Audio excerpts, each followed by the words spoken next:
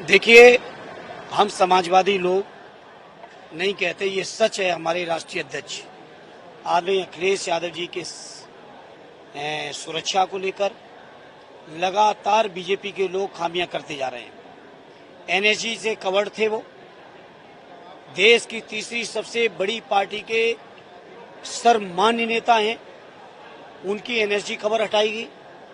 खुलेआम लोग धमकियां दे रहे हैं, ऑलरेडी राष्ट्रीय अध्यक्ष जी के लिए मारने तक की धमकियां दी और कोई कार्रवाई नहीं हुई।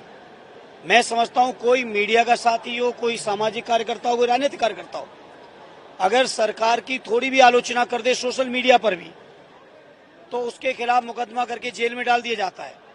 और सरेआम ऑलरेडी राष्ट्रीय अध्यक्ष जी के ऊपर हमले की, हत्याएं की लोग बातें कर रहे हैं।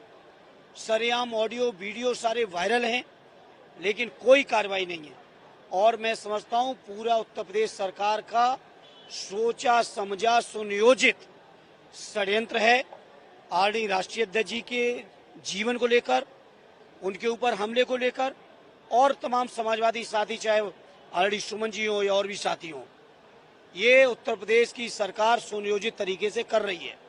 ये मेरा खुला आरोप है और आरोपी नहीं, यही सच्चाई है। अखिलेश यादव ने यही सुनियोजित वाले में तो उन्होंने बताया कि एक पूरी कॉन्फ्रेंस बताया कि जिन्होंने निर्दलीय चुनाव लड़ा था वो भी शामिल थे, फिर पूरा एक नहीं, स्वाभाविक है। राष्ट्रीय अध्यक्ष जी के पास सारे राष्ट्रीय अध्यक्ष जी के पास फैक्ट हैं बहुत सारे, और जिस तरह की तलवारें लहराई गई पूरा देश ही नहीं दुनिया ने देख लिया।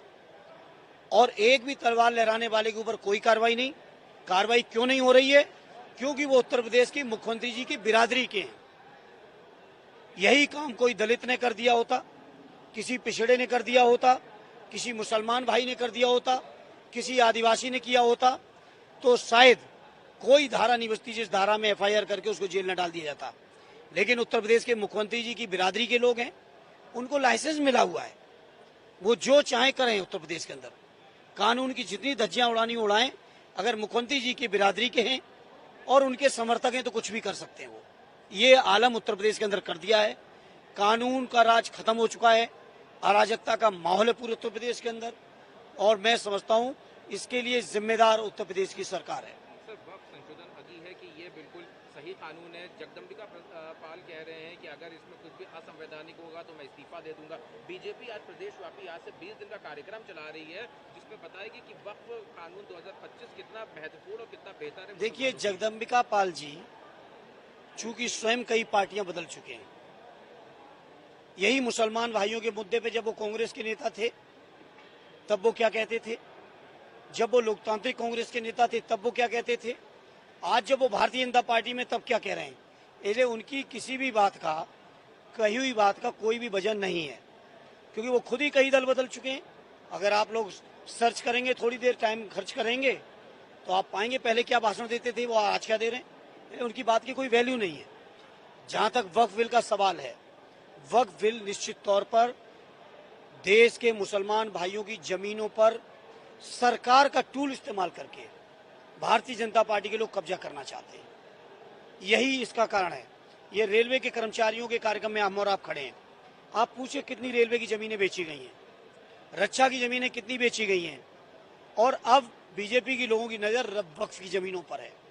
मैं समझता हूं कभी आपने सुना था किसी हिंदू धार्मिक संस्था के ट्रस्ट में कोई मुसलमान गया हो, किसी क्रिश्चियन के मामले में कोई हिंदू गया, कोई मुसलमान गया हो, किसी क्रिश्चियन के मामले में कोई गया हो। मुसलमान भाइयों की जमीनें कब्जा करने की नीयत से ये संशोधन लाए गए हैं। इसमें जानबूझ के सरकारी अधिकारियों की दखलंदाजी, दूसरे धर्म के लोगों की दखलंदाजी बढ़ाई गई। मैं समझता हूं किसी को दखलंदाजी करने का अधिकार नहीं मिलना चाहिए था। और मुझे आज भी यकीन है, जब ये बिल संसद से पास हो चुका है, ठीक है संख्या के बल पे पास उन्होंने किया है, और जिन बैसाखियों ने पास कराया है उनके प्रांतों में लोग जवाब भी देंगे, लेकिन मुझे आज भी उम्मीद है कि माननीय सर्वोच्च न्यायालय में ये बिल निश्चित तौर पर कानूनी कारणों से, संवैधानिक कारणों से ये कानून रद्द होगा, ऐसा इस बात का मुझे यकीन है। सरकार का कहना है कि आप लोग भड़काने का काम कर रहे हैं, पूरा विपक्ष एक हो चुका है। मुर्शिदाबाद में सरकार से कहिए कि अपने गरेबा में झांकें, सरकार किस कदर झूठी है। आदरणीय राष्ट्रीय अध्यक्ष जी को बदनाम करने के लिए क्या क्या षड्यंत्र हुए, मीडिया के ही एक, मैं समझता हूं, बहादुर कहेंगे, एक बहादुर चैनल ने पर्दाफाश कर दिया सरकार का।